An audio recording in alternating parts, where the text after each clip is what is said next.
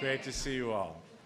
On behalf of President Biden, First Lady Jill Biden, and my wife, Vice President Harris, welcome to the White House and happy pre-Hanukkah. And to the President and First Lady, thank you so much for your friendship, your kindness, your support over these last 4 years. Kamala and I are forever grateful, and we love you so much. Thank you. I'm just looking around this room, and I see so many familiar faces. And I'm reminded of when I first came into this role as the first ever second gentleman.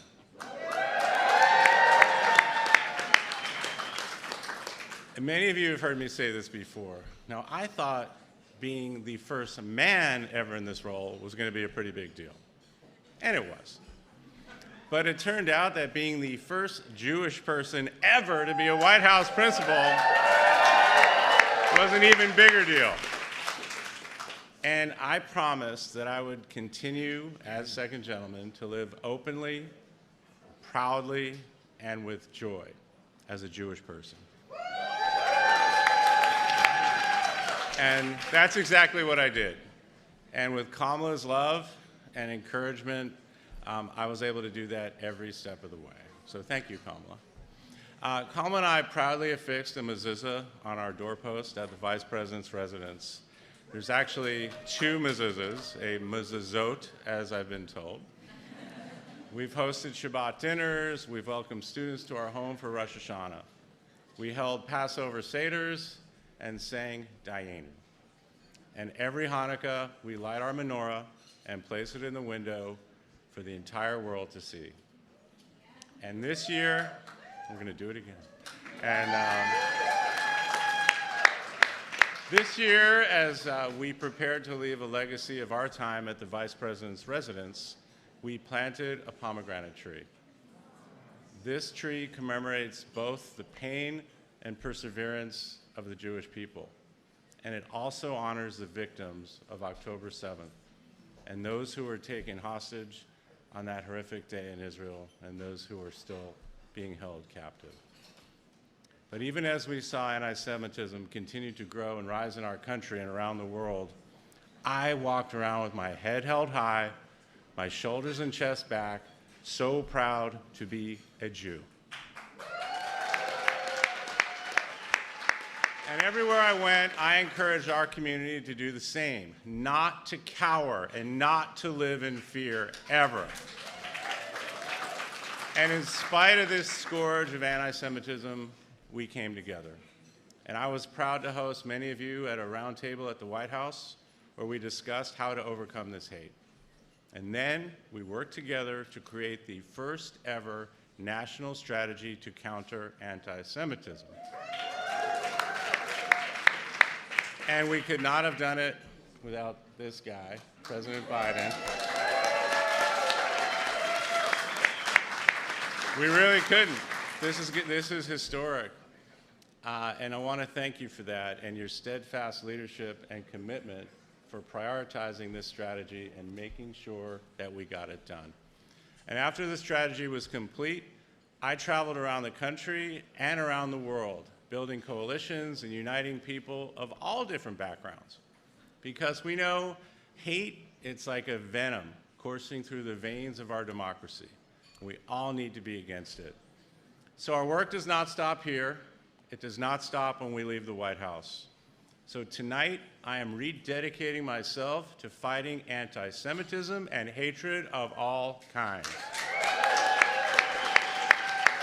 And I'm going to continue to speak out when it matters most, and I'm going to continue to show up for our community when these challenges persist. Last year, I had the honor of visiting the town where my great-grandparents were from, in the old country. I never thought that this kid, born in Brooklyn, raised in Jersey, whose great-grandparents fled persecution from what is now Poland, would be standing here today in the White House with the President of the United States. I am so honored to have served as your nation's first ever second gentleman, and I thank you for welcoming me so warmly. So now, please join me in welcoming Deputy National Security Advisor for Cyber and Emerging Technology, Ann Neuberger. Thank you so much.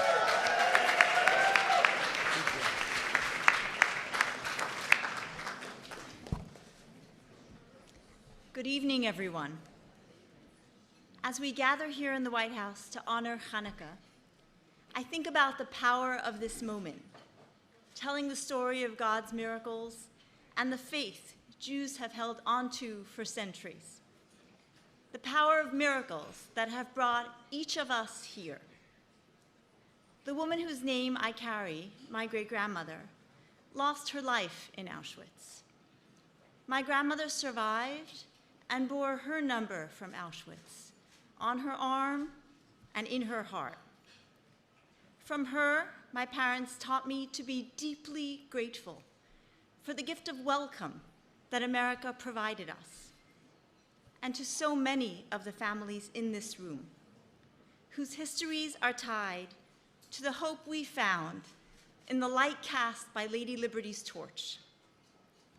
It's perhaps uniquely appropriate that Hanukkah is the final holiday we celebrate with President Joe Biden here at the White House, because this is a holiday that celebrates faith, hope, and the power of a little light to dispel a whole lot of darkness. And over the course of his entire life and career, President Biden has embodied that enduring spirit. In his personal life, his faith in even the darkest hours inspires us all to find strength during our own challenges. And as president, we all recall his historic trip to Israel soon after October 7th. As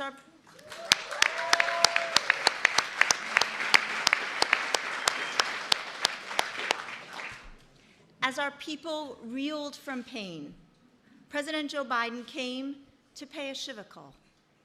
He came to mourn with us, to hold us through our suffering, and remind us to never lose hope. That's President Joe Biden, always inspiring people to lead with dignity, integrity, and faith, and to spread their light in the darkness.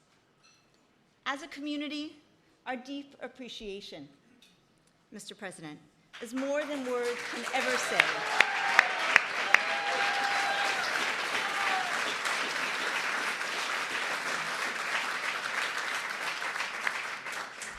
And I personally feel so blessed and grateful to be among the countless lives you've touched. Thank you for your leadership and for all you represent to the Jewish community, to America, and to the world. Ladies and gentlemen, please welcome the President of the United States.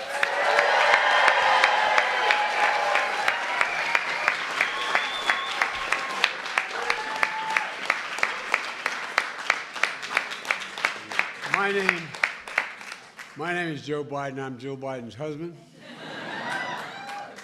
And I was raised by, some of you know me well, by a righteous Christian, my dad. My dad used to come home and rail against the fact that we didn't let the ship in after Auschwitz. We didn't bomb the railroad tracks, etc. And my dad would always talk about our obligations. And my dad was the one who inspired me. And I see my fellow father-in-law out there, Ronnie Olivier. Ronnie is a good friend. And what happened was that my dad always thought that we had an obligation to step up and talk about what happened. And he inspired me to take every one of my children and grandchildren, when they reached the age of 14, their first trip in an aircraft overseas was to Auschwitz, to the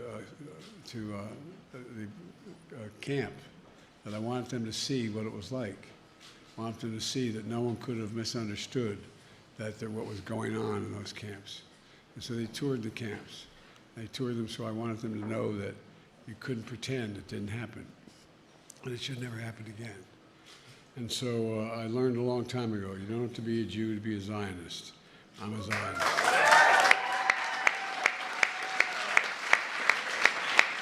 A little early, but happy Hanukkah to everyone. Jill and I and Kamal and Doug are honored to host you here at the White House. Doug, thank you for being such a great friend, and thank you, Ann. You've been a true friend and a real leader. And tell your son how proud of I am. She has a beautiful son.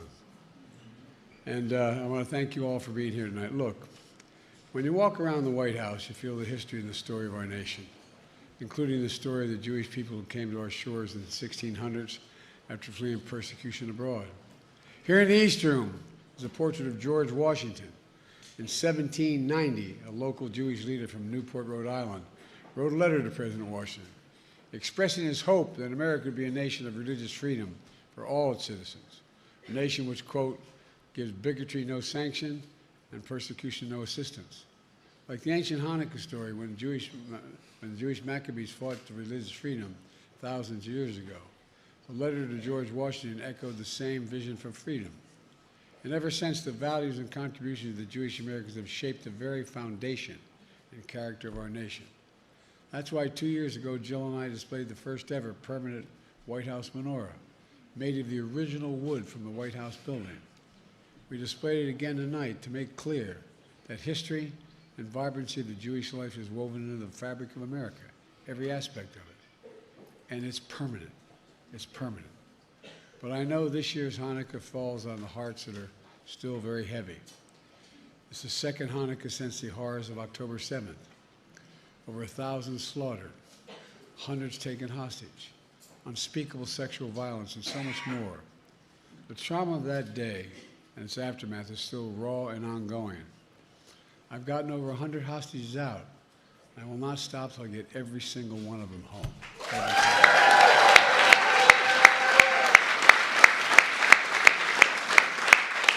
Last month, we secured a ceasefire between Israel and Lebanon so residents can safely return home. I've said many times before, my commitment to the safety of the Jewish people and security of Israel and its right to exist as an independent nation state remains ironclad. I know, not just me, I know the Jewish community is also suffering from a despicable surge of anti-Semitism in America and all around the world. It's immoral, it's wrong, and it must stop now. And Doug, I want to thank you. Thank you for your leadership in this effort. I really mean it sincerely. And I know it's hard to find hope while carrying so much sorrow. But from my perspective, the Jewish people have always embodied the duality of pain and joy. You know, the late Rabbi Jonathan Sacks said, a people that can walk through a valley of shadow of death and still rejoice is a people that cannot be defeated by any force of fear. Any force of fear. That resilience and that capacity to find faith and joy despite centuries of persecution and pain is your light. Like the light of miracles throughout the Jewish history, from the menorah oil lasting 8 days to the miracle of Israel itself. Look, let me close with this. Throughout my life, rabbis, Jewish friends, colleagues have always been there for me and my family when we've gone through very tough times. And I mean it sincerely. Been there, on our doorstep, in our home, with us. They taught us so much about the optimistic spirit of the Jewish people. Above all, they taught me one thing. We can never lose hope. Hope, hope, hope. I've seen the power of that hope in my own life and the life of our nation. Next week, you'll light the 8 candles in your menorahs. My final Hanukkah message to you is this. As president, this is to hold on to that hope. Shine your light. Shine the light of optimism. And above all, keep the faith. Keep the faith. May God bless you. Happy Hanukkah. And now I turn it over to Rabbi Cosgrove.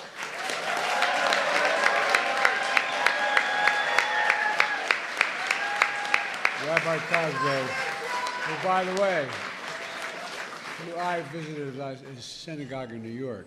He was so nice to me afterward, too. Rabbi, it's all yours, kid. Go get him.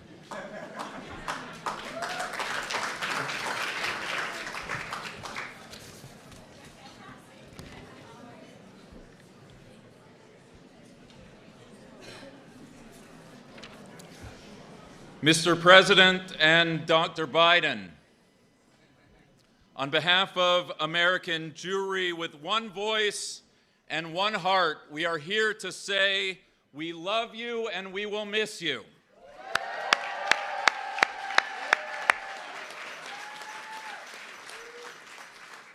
We love you for your lifelong friendship with and support for the Jewish people, the lessons taught to you by your father of blessed memory on the price of inaction, and the lessons you have taught us all on the perils of indifference. Thank you for taking a stand against a scourge of anti-Semitism and for your steadfast support of Israel, especially in our darkest hour on October 7th, and ever since, protecting Israel's security, working to bring hostages home, and easing the suffering of all people, Israelis and Palestinians alike. Thank you for the legacy you leave for all of us of empathy, of civility, and being a mensch that is the heart of our great nation. Mr. President and Dr. Biden, for all these and so many more reasons, we love you and we will miss you.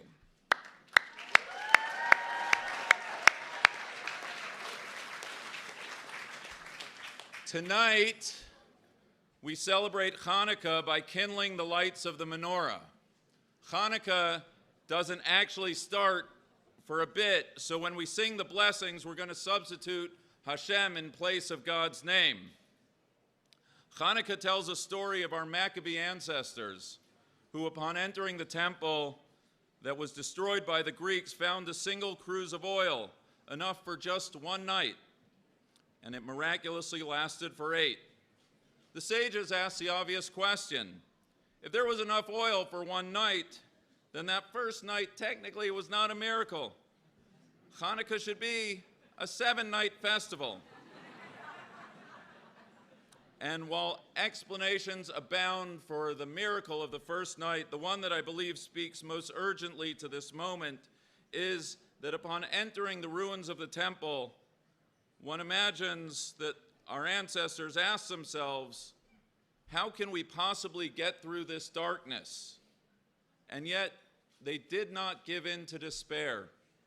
They found the spiritual reserves to kindle that first light of faith, to light the candle at all. That was the miracle of the first night, a greater miracle perhaps than all the other days combined. As did our ancestors in their day, so too in our own. Tonight, we have entered this house, and we light the candle, choosing hope over despair and light over darkness, committed to bringing miracles into our world in such desperate need of healing. Please join me in reciting the 3 blessings, loud and proud, followed by Ma'oz Sur.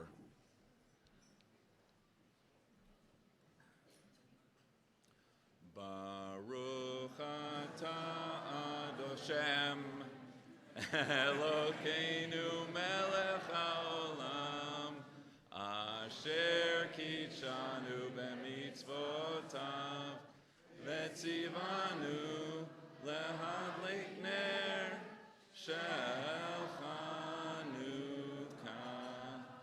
Baruch atah Adoshem, Elokeinu melech haolam, she'asa nisim lavoteinu bayamim hahem b'azman hazeh. Shechianu. Baruch atah Adonai Eloheinu melech haolam, shehechianu v'kiyamanu v'higianu lazman hazeh. Ma'oz Sur Yeshuati lechana Leshabeach, Tikon Beit Tefilati, V'sham Toda Nezabeach, Le'tachim Mitzar Hamnabeach, Azegmor Beshir Mizmor, Chanukah HaMizbeach, Azegmor Beshir Mizmor, Chanukah Happy Hanukkah.